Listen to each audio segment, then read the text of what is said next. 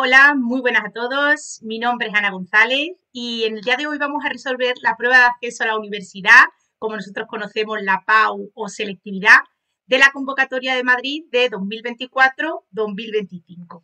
Así pues, antes de comenzar, vamos a tener en cuenta las instrucciones generales del examen.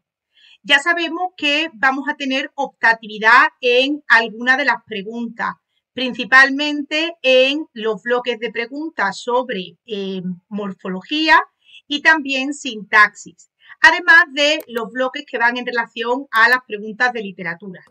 Como ya sabéis, el examen comenzará con un texto y tenemos que responder a una serie de preguntas sobre ese texto, incluyendo análisis textual y además, pues, el famoso comentario de texto. Así pues, vamos a proceder con cada una de estas partes. Como decíamos, en primer lugar nos vamos a encontrar un texto y vamos a tener que contestar a una serie de cuestiones sobre ese texto. Y el texto, en este caso, y como ya estamos acostumbrados, es un texto de actualidad. Lo podemos ver sobre todo porque, pues bueno, está firmado por El País a día 14 de noviembre de 2024. Por lo tanto, un texto sobre una temática reciente. Así pues, vamos a leerlo y vamos a ver sobre qué va.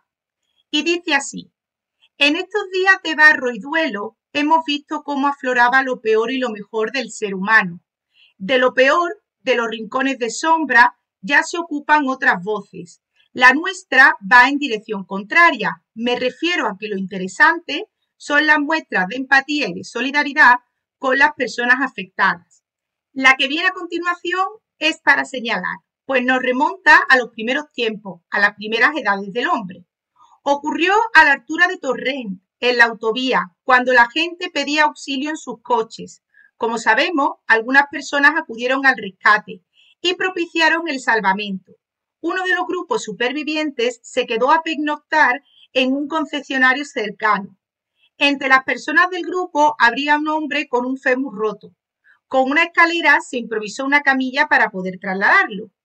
Una mujer que era enfermera lo estuvo cuidando durante toda la noche y otro superviviente consiguió analgésico para aliviarle los dolores de la fractura. Los obtuvo en un centro de salud inundado y para ello tuvo que atravesar las vías del AVE. De esta manera, masticando la tragedia, alcanzamos el relato atribuido a la antropóloga estadounidense Margaret Mead en 1901 a 1938, reconocida por el movimiento feminista gracias a su trabajo e implicación a la hora de demostrar que las diferencias de género no vienen determinadas por la biología, sino por la influencia del entorno. Para Margaret Mead, atributos como masculino y femenino son el reflejo de las condiciones culturales que dominan una sociedad. Sin duda alguna, el suyo fue un punto de vista revolucionario y efectivo para derribar prejuicios sociales. Sin olvidarnos de esto, llegamos hasta el día que una estudiante le preguntó a Margaret Mead cuál fue su primer signo de civilización de la historia de la humanidad. Y Margaret Mead respondió que el primer signo de civilización fue un fémur que alguien se fracturó y que luego apareció curado. Este fósil fue el primer indicio de humanización, la medida de un acto ético tan definitivo como lo viene a ser el cuidado del prójimo. Según siguió contando Margaret Mead, en el reino animal, cuando te rompes una pierna, en este caso una pata, tienes todas las de morir, ya que no puedes salir corriendo si te vienen a atacar, y tampoco puedes moverte a conseguir comida ni agua si tienes sed. No hay un animal que sobreviva a una pata rota. Demasiado tiempo hasta que el hueso sane. Por eso, el hallazgo de un fémur roto, procedente de un homínido con señales de haber sido curado por otro homínido, es el primer signo claro de civilización, la prueba de que alguien ha cuidado del cuerpo enfermo. No hay evidencias de que Margaret Mead contestase a esto a la estudiante.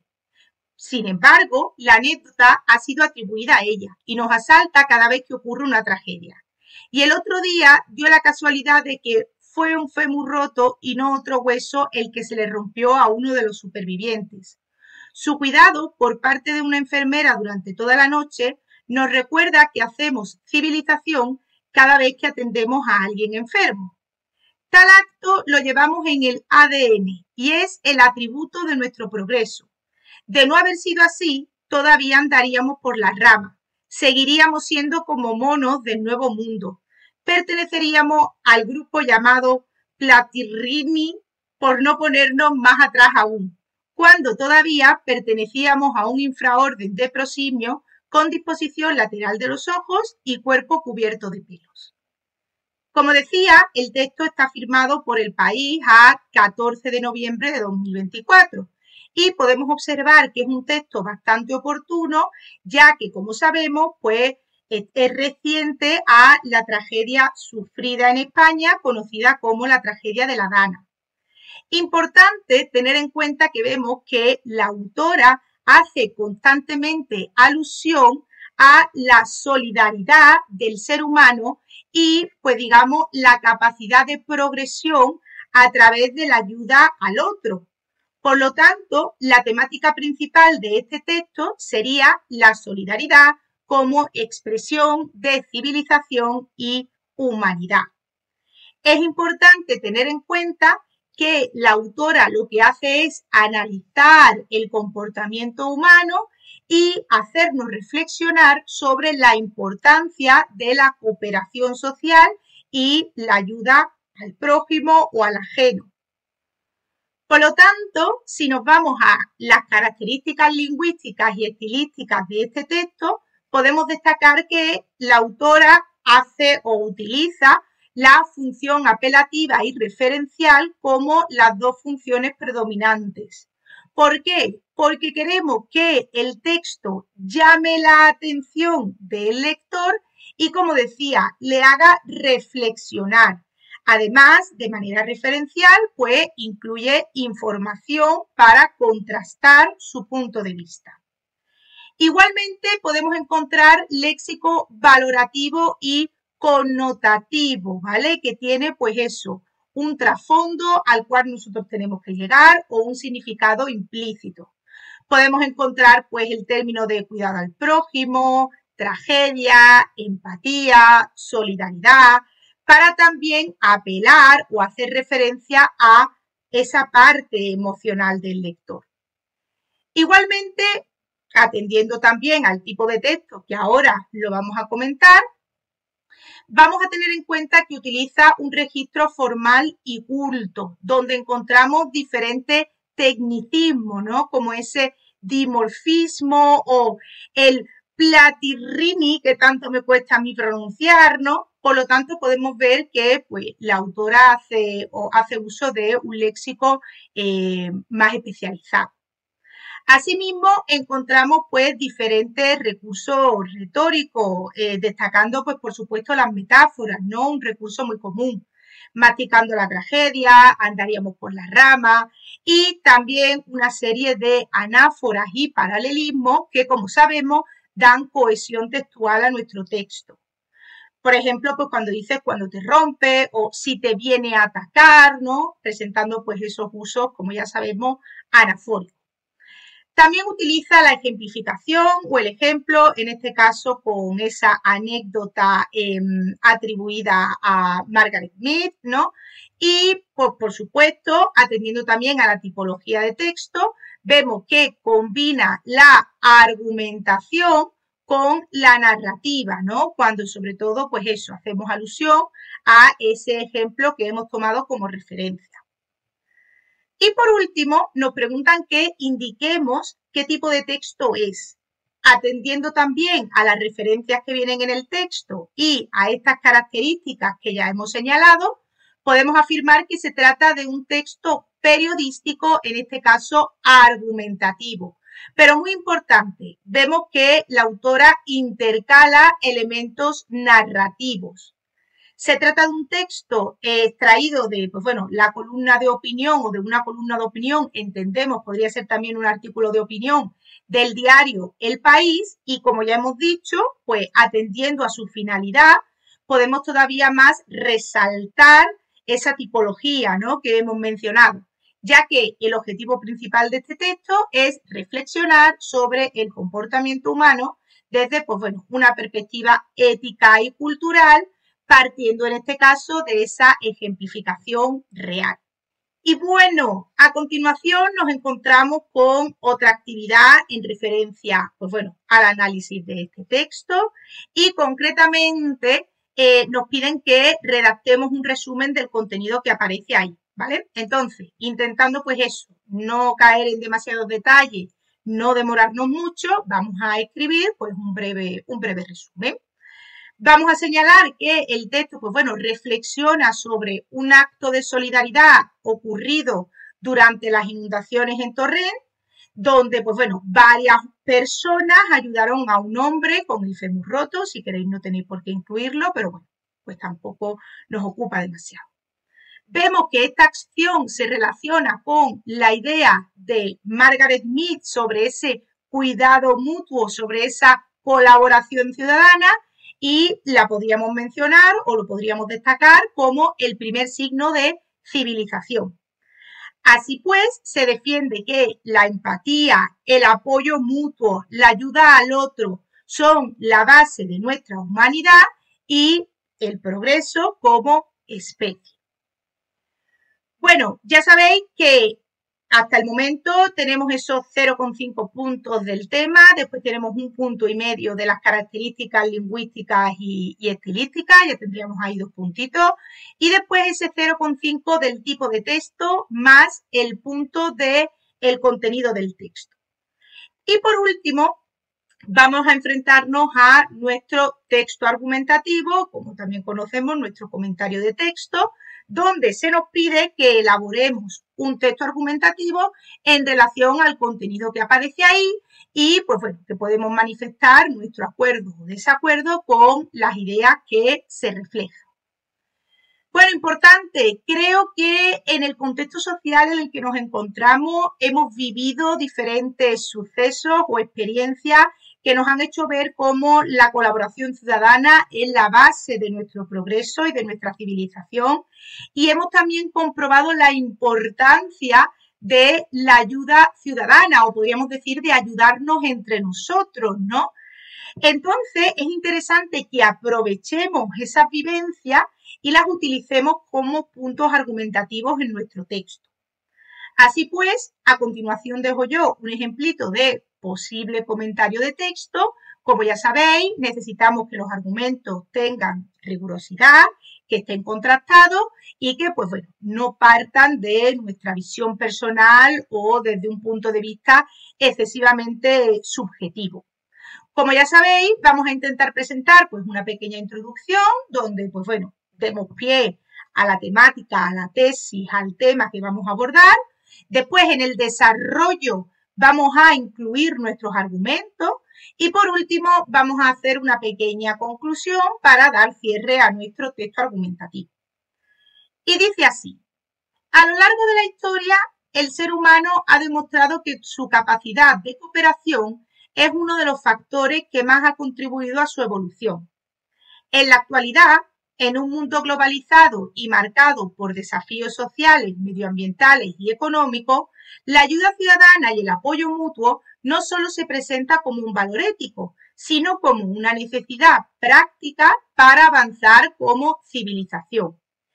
Ejemplos recientes como las inundaciones causadas por la Dana en distintas zonas de España evidencian que en situaciones críticas el papel de la ciudadanía organizada puede marcar la diferencia, ¿vale?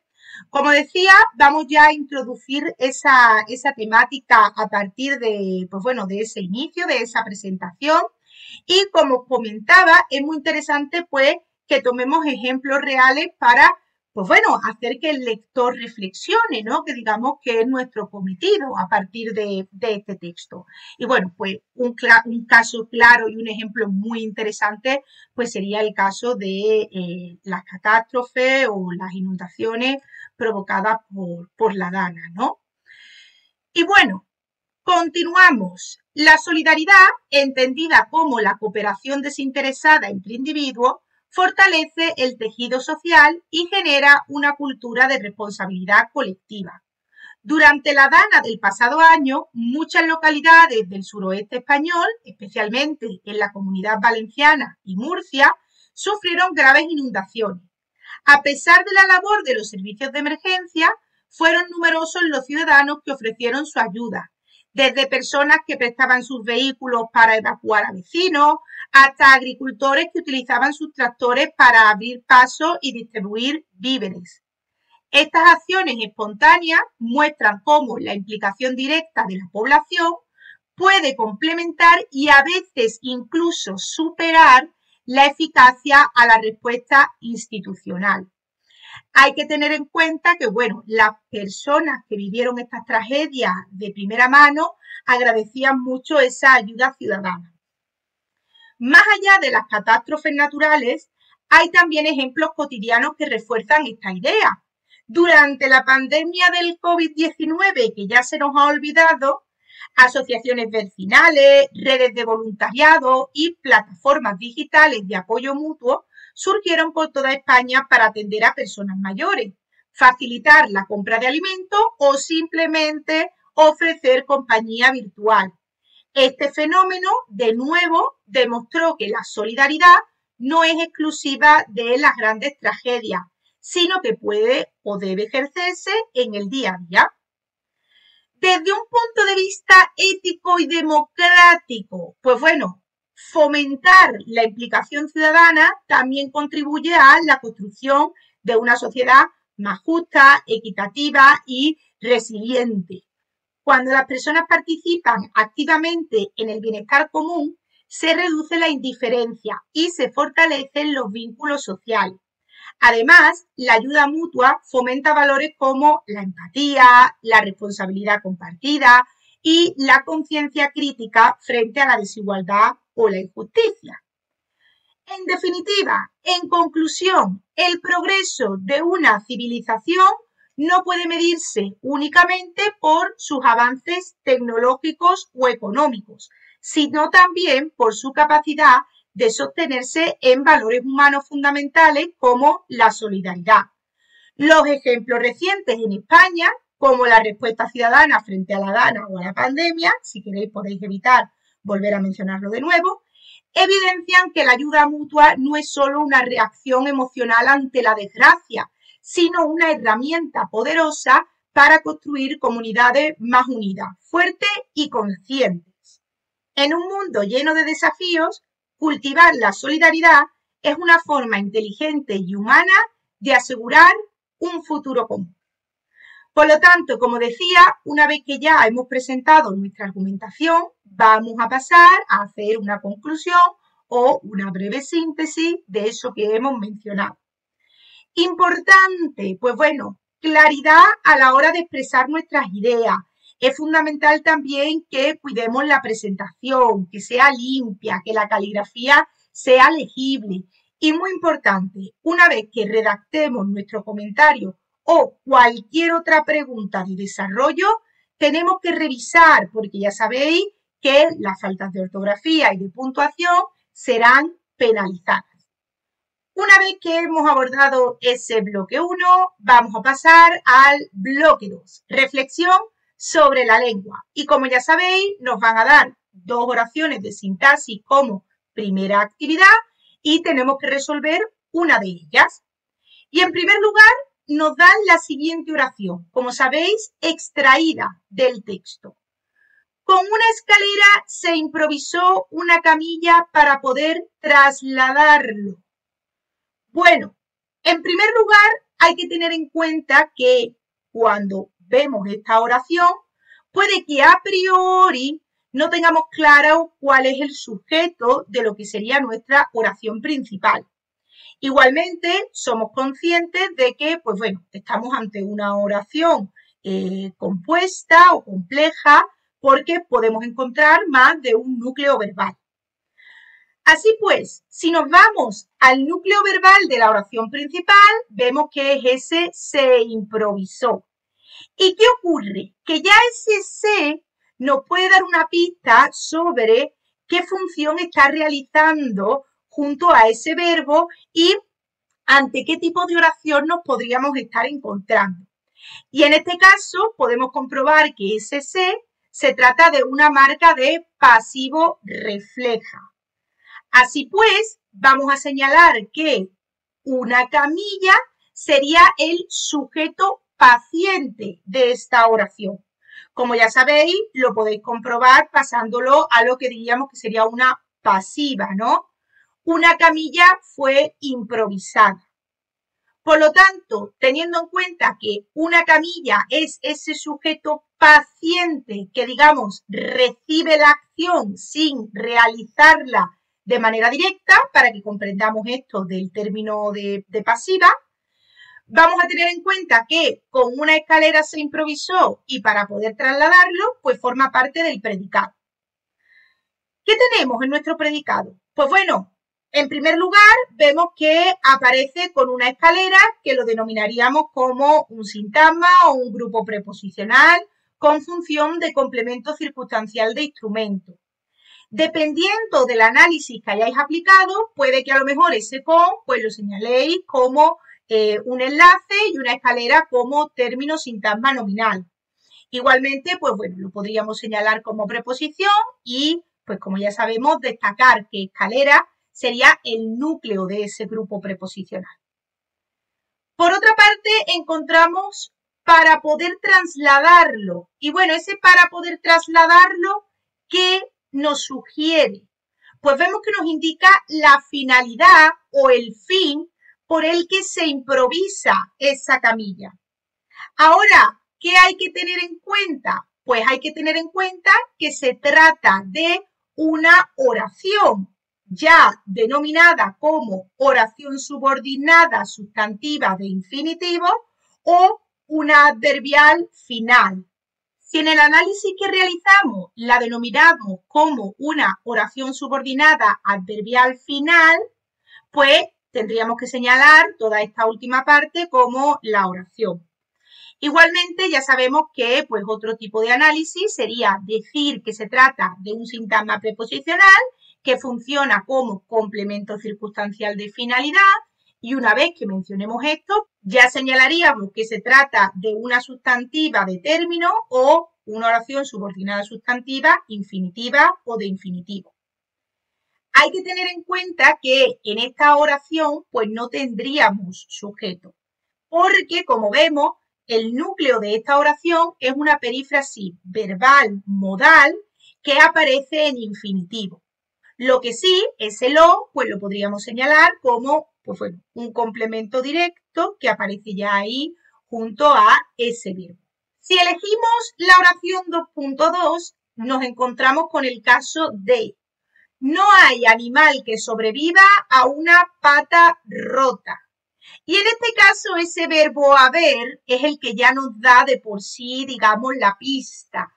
¿Por qué? Porque hay que tener en cuenta que el verbo haber pues, es un verbo impersonal.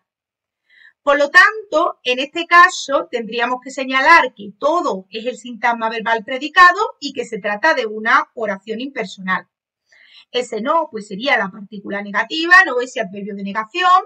Y después, pues bueno, ese hay, pues sería el núcleo verbal de esa oración principal. Ahora, ¿no hay qué? Pues no hay animal que sobreviva a una pata rota. Por lo tanto, animal que sobreviva a una pata rota sería todo un sintagma nominal con función de complemento directo y en su interior señalaríamos animal como el núcleo de este sintagma nominal. ¿Que sobreviva a una pata rota? Pues bueno, vemos que tenemos ahí un núcleo verbal, así que tendríamos que señalar que se trata de una oración subordinada de relativo o adjetiva de relativo. En este caso, como ya sabemos, ese que tiene una función directa, que sería la de sujeto, y el resto sería todo el sintagma verbal de esta oración de relativo, es decir, sobreviva a una pata rota. Sobreviva, núcleo verbal, a una pata rota, sobreviva a eso. Pues bueno, señalaríamos que se trata de un sintagma o grupo preposicional con función de complemento de régimen o suplemento. Atendiendo a, como decía, si hacemos este tipo de división, señalando ese A como enlace y el resto como sintagma nominal del término, si no, pues señalamos la preposición y el resto de elementos, y destacando pues que ese rota funciona como complemento del nombre de pata. indicando pues una característica sobre esa pata. Continuando con las actividades propuestas en este segundo bloque, nos vamos a encontrar una actividad sobre léxico o morfología. Se nos va a pedir que indiquemos la categoría gramatical a la que pertenece la palabra o qué clase o tipo de palabra es esa palabra elegida, que en este caso es antropóloga, y que analicemos su estructura morfológica, señalando a qué proceso de formación o qué procedimiento de formación responde. Así pues, en primer lugar, vamos a decir que antropóloga es un sustantivo común, concreto, individual, femenino y singular. Si atendemos a su estructura morfológica, la podemos segmentar de la siguiente forma. Por una parte, vamos a destacar ese antropo. Y por otra parte, deberíamos destacar ese logo, ¿vale? En este caso el loga, y ahora hablamos de ese final. ¿Qué ocurre aquí? Pues que ya nos encontramos ante una palabra, como conocemos, compuesta por elementos compositivos cultos, ¿vale? Sabemos que son raíces cultas que realizan la función de formante prefijo y formante sufijo. ¿Qué ocurre? Que hay que tener en cuenta que al formante sufijo se le añade esa A, ¿no? Ese morfema de género femenino. Por lo tanto, deberíamos destacar que la segmentación de esta palabra pues sería antropo, lo, a. De esta manera, pues formamos lo que buscamos, ¿no? Una palabra que signifique especialista en antropología. Así pues, atendiendo al proceso de formación, pues vamos a considerar que es una palabra compuesta por elementos compositivos cultos, pero importante, con un formante sufijo flexionado, flexivo, ¿vale? Que, pues bueno, incluye esa A. Así pues, la segunda propuesta en relación a la semántica dice así: defina el concepto de polisemia y ejemplifíquelo con la palabra género. Bueno, es una palabra muy interesante, la verdad. En primer lugar, ¿qué es la polisemia y no la homonimia? Cuidado, pues bueno, la polisemia es ese fenómeno lingüístico por el cual una misma palabra tiene pues varios significados, ¿no? Una palabra pues presenta una pluralidad de significados.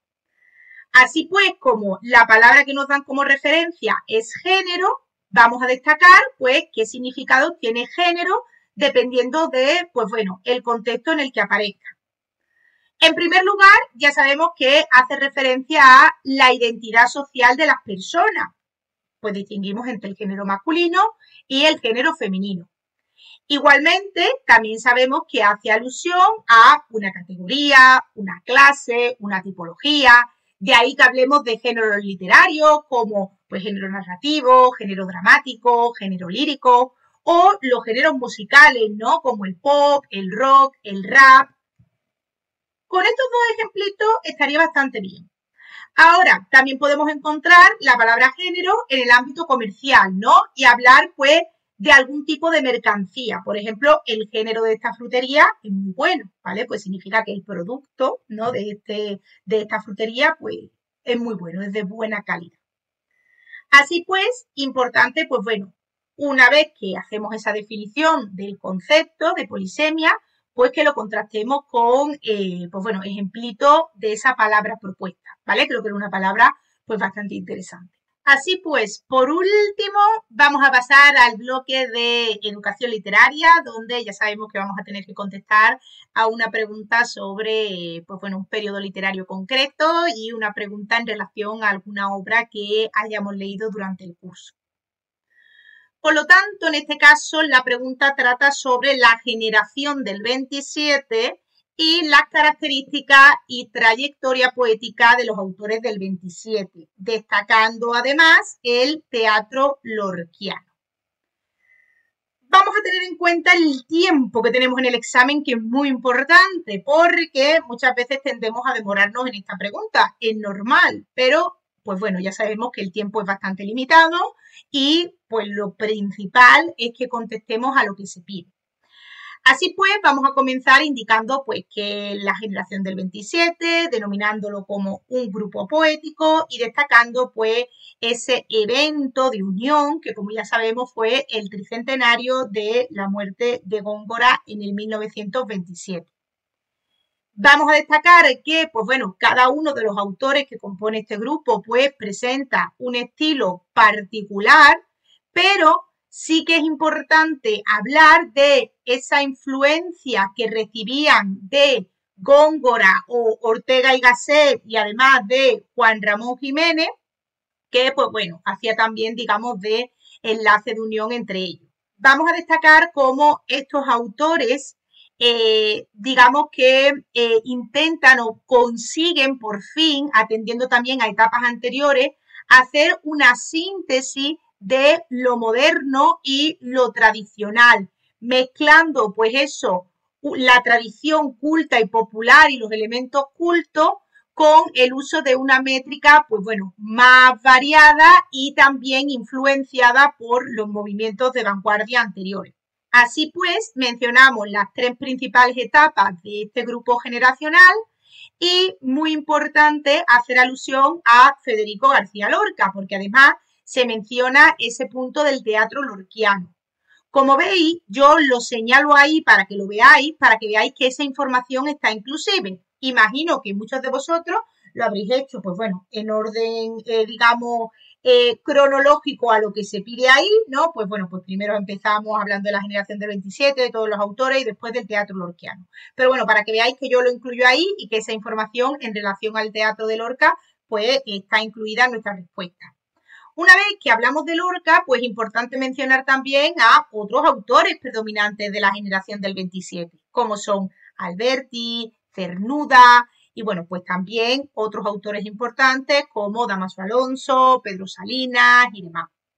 Importante que estos autores aparezcan junto a obras para que también el alumno pueda demostrar que tiene pues, bueno, un conocimiento, digamos, riguroso y adecuado sobre esta generación del 27, sus componentes y sus obras principales.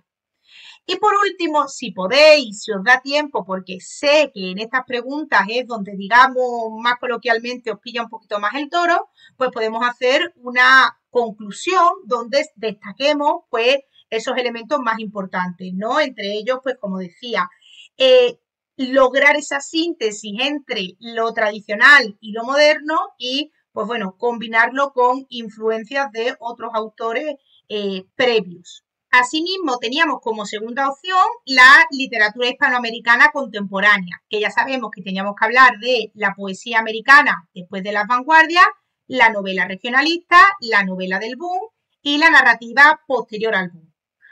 De nuevo, como decía, controlando el tiempo que tenemos, vamos a hablar sobre, pues bueno, ese periodo contemporáneo de la literatura hispanoamericana y digamos las 4 etapas fundamentales. Vamos a comenzar indicando, pues bueno, que tras las vanguardias, la poesía americana pues experimenta una expansión temática y formal. Vamos a hablar de que, pues bueno, se adapta a estos nuevos retos contemporáneos y que está principalmente caracterizada por ese compromiso social, la exploración de la identidad, la renovación del lenguaje y, pues bueno, la fuerte presencia del yo o de la figura del autor. Vamos a destacar como, pues bueno, Pablo Neruda, César Vallejo, Mario Benedetti, Octavio Paz, es decir, varios autores predominantes de este periodo, digamos, posvanguardista, ¿vale? Presentaron temáticas existenciales y colectivas a partir de sus obras. Asimismo, como decía, sin demorarnos demasiado, es que no nos da tiempo, vamos a pasar a hablar de la novela regionalista, que como ya sabemos es la que enfatiza la vida regional, local, haciendo, pues bueno, descripciones muy detalladas sobre paisajes, culturas locales, utilizando también, pues eso, un lenguaje muy coloquial o regional, ¿no? Y de nuevo, pues señalamos algunos autores junto a sus obras. Después nos vamos a ir a ese periodo del 60 y el 70 para llegar a esa narrativa del boom o esa novela del boom y continuar con, pues bueno, esa novela o narrativa posterior al boom. Vamos a tener en cuenta que vamos a ver cómo se presenta, al igual que también pasaba en otras culturas literarias, esa renovación estética y de nuevo pues señalamos a diferentes autores haciendo énfasis pues bueno en esa complejidad narrativa, por supuesto mencionando el realismo mágico y la crítica social que predominaba en obras como pues bueno, 100 años de soledad, ¿no? Podría ser pues una obra muy representativa, sobre todo de ese realismo mágico. Y bueno, después encontramos la novela o narrativa posterior al boom, ¿vale? Que sería pues eso, a partir de los años 70 y vemos pues bueno que trata temática más histórica, intentando pues encontrar nuevas formas más realistas para pues bueno, narrar la realidad sufrida, ¿no? O la realidad de ese momento.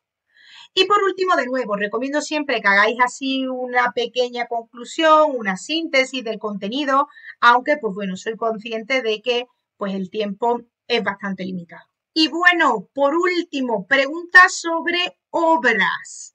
La primera obra que nos piden es una obra leída entre el 1875 al 36 y importante que la relacionemos con su contexto sociohistórico y la tradición literaria.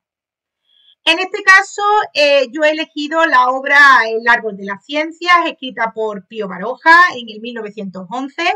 Veo importante que pongáis la fecha de publicación, pero bueno, si no es posible, pues no pasa nada. Importante, pues bueno, primero que hagamos una pequeña síntesis sobre el argumento, ¿no? En este caso, pues dejando claro que se trata de una obra que narra la vida de Andrés Hurtado, y a continuación vamos a enfocarla a ese contexto sociohistórico o vamos a destacar también a qué, pues bueno, periodo o generación pertenece, ¿no? En este caso, haciendo alusión a la generación del 98. Vamos a destacar las principales características de la obra, en este caso hablando pues de ese carácter autobiográfico, esa perspectiva existencialista, ¿no?, que presentaba el autor, y vamos a hablar un poco también sobre el estilo de la obra, ¿vale? Se caracteriza pues eso, pues por predominar un estilo llamado antiestético, donde vemos pues bueno que las partes de esta obra están muy fragmentadas, además podemos encontrarnos pues con pausas intermedias, entre ellas la de la conversación de Andrés con su tío, ¿no?, que es una pausa que hace que incluso perdamos en cierto modo, digamos, el hilo conductor, ¿no?, de la obra. Y bueno, por último, en la conclusión de nuevo, hacemos una pequeña conclusión para, pues bueno, recoger ese contenido y darle un cierre a la pregunta. Y por último, la pregunta final, ahora sí, que encontrábamos en relación a obras de la literatura española, hacía referencia a una obra escrita entre el 37 y el 74. Y en este caso yo elijo la obra Luciérnaga de Ana María Matute, escrita en 1949. Bueno, es una obra muy interesante porque esta obra pertenece a esa narrativa social de los años 50, enmarcada, pues, por supuesto, por la posguerra española, ¿no? Creo que es una buena obra para, pues, bueno, relacionarla con ese contexto sociohistórico.